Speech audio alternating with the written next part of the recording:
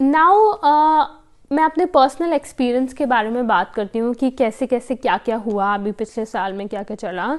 तो ये जो एग्ज़ाम था मेरे ख्याल से जून 7 को स्केड्यूल्ड था, बट क्योंकि उस टाइम पे कोविड थोड़ा बढ़ गया था तो ये एग्ज़ाम पोस्टपोन हो गया।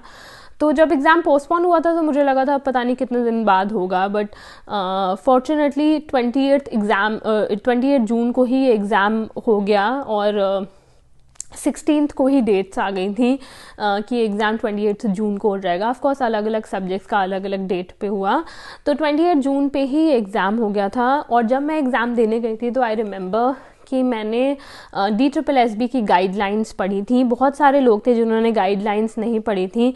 गाइडलाइंस में बहुत सारी ऐसी चीज़ें थी जो कैंडिडेट्स को नहीं पता थी और उस वजह से उन्हें एग्ज़ाम सेंटर में प्रॉब्लम हुई। जैसे कि उसमें दिया हुआ था कि आपको फुल स्लीव्स की शर्ट्स या टी शर्ट्स नहीं पहननी है, तो वहाँ पे ऐसे बहुत सारे कैंडिडेट्स थे, इवन फीमेल कैंडिडेट्स जिनकी जो स्लीव्स थी उनको काट दिया गया। मेरे आंखों के सामने ऐसे 2-3 कैंडिडेट्स के साथ हुआ।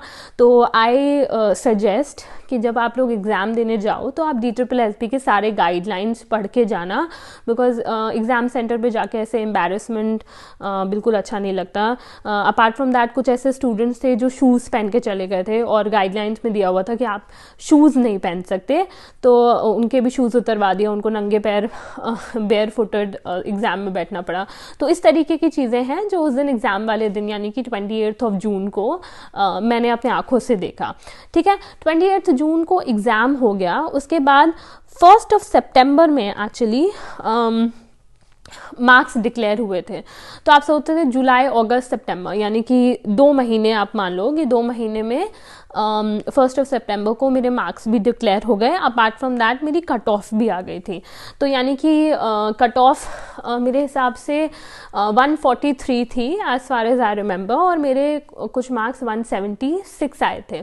ओके, तो ये जो पहली लिस्ट आती है जहाँ पे आपके मार्क्स दिए जाते हैं, नहीं नॉट द लिस्ट, इसमें सिर्फ मार्क्स आपको दिए जाएंगे और कट ऑफ आएगी। ठीक है, अपार्ट फ्रॉम तो कट ऑफ देख के आपको समझ आ जाता है कि अगर आपके कट ऑफ से मार्क्स ज़्यादा हैं तो ऑफकोर्स आपका नाम लिस्ट में होगा, राइट।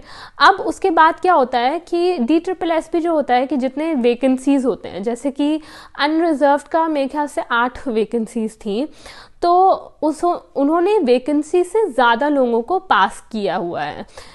रीज़न ये है कि DSSB ज़्यादा लोगों को पास करता है, वो इसलिए करता है क्योंकि हो सकता है कि इनमें से कुछ ऐसे कैंडिडेट्स हों जिनके जो डॉक्यूमेंट्स हैं वो ऑर्डर में ना हो या प्लेस में यानी करेक्ट ना हो, उसमें कुछ घोटाला हो या कुछ गलत हो। तो इसलिए जो DSSB होता है वो एक्स्ट्रा कैंडिडेट्स को बोलता है ऑनलाइन डॉक्यूमेंट्स अपलोड करने के लिए, ताकि जिनके डॉक्यूमेंट्स करेक्ट नहीं हैं उनको इनका कैंडिडेचर रिजेक्ट करके जिनके डॉक्यूमेंट्स सही हैं उनको सिलेक्ट किया जा सके। तो मेरे ख्याल से 22 या 24 वैकेंसीज थी और उससे ज़्यादा कैंडिडेट्स को DSSB ने पास किया था और उनसे ऑनलाइन डॉक्यूमेंट सबमिशन के लिए मांगे थे उनके डॉक्यूमेंट्स। ठीक है, तो उसके बाद 1 सितंबर को मार्क्स आए और उसके बाद कट ऑफ आई थी। उसके बाद 20 सितंबर को आई रिमेंबर कि मैंने फर्स्ट टाइम अपने ऑनलाइन डॉक्यूमेंट्स को सबमिट किया था। ठीक है, उसके बाद जब डॉक्यूमेंट सबमिट कर देते हैं तो कुछ कैंडिडेट्स का क्या होता है कि उन्होंने कोई डॉक्यूमेंट उनसे रह गया जो उन्होंने अपलोड नहीं किया, या उनका कोई डॉक्यूमेंट प्रॉपर विजिबल नहीं है, ऐसी कुछ चीज़ें हैं ये सब।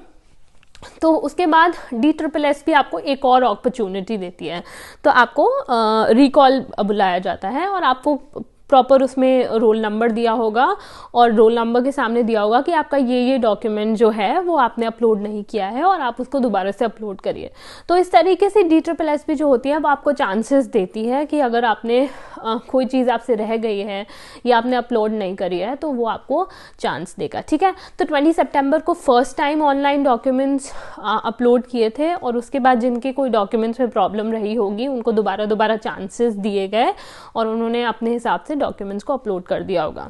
ठीक है। 20 सितंबर के बाद 26 अक्टूबर को फाइनल रिजल्ट आ गया, ठीक है। यानी कि 20 सितंबर से लेके 26 अक्टूबर तक ऑनलाइन डॉक्यूमेंट वेरिफिकेशन चला होगा, और उसके बाद 26 अक्टूबर को फाइनल रिजल्ट आ गया, यानी कि प्रॉपर जो रोल नंबर्स हैं जिनके डॉक्यूमेंट्स प्रॉपरली वेरीफाई हो गए हैं और उनके डॉक्यूमेंट्स में कोई परेशानी नहीं थी, तो मेरिट के हिसाब से जो सबसे ऊपर के बच्चे थे, जो मेरिट लिस्ट में सबसे टॉप पे थे, उनको सिलेक्ट कर लिया गया और उन रोल नंबर्स की लिस्ट निकाल दी गई, ठीक है।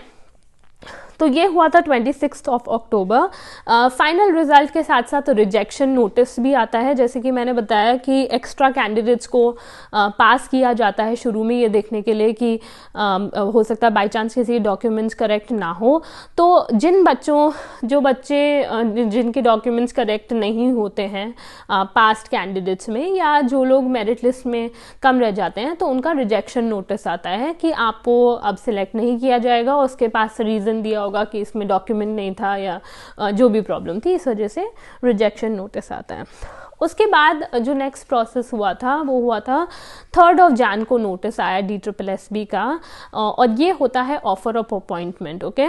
Offer of appointment basically physical document verification के लिए आपको इनवाइट किया जाता है कि आपको जो डायरेक्टरेट ऑफ एजुकेशन है DSSB का, आपको वहाँ जाके जो आपने डॉक्यूमेंट्स ऑनलाइन अपलोड करे थे उनको आपको वहाँ जाके फिजिकली आपको दिखाना है कि ठीक है, मैं ही अनुप्रभा गौतम हूँ, मेरे ही नाम के सारे डॉक्यूमेंट्स मैंने अपलोड करे थे, मैंने ही एग्ज़ाम दिया था और मैंने ही उसे क्लियर किया है, ठीक है। तो बेसिकली अपनी शक्ल दिखानी है, अपने सारे डॉक्यूमेंट्स जाके दिखाने हैं, वो आपको देखेंगे कि आपका सब कुछ सही है, ऑनलाइन में चेक हो ही चुके थे, फिजिकली भी आपका चेक हो जाएगा।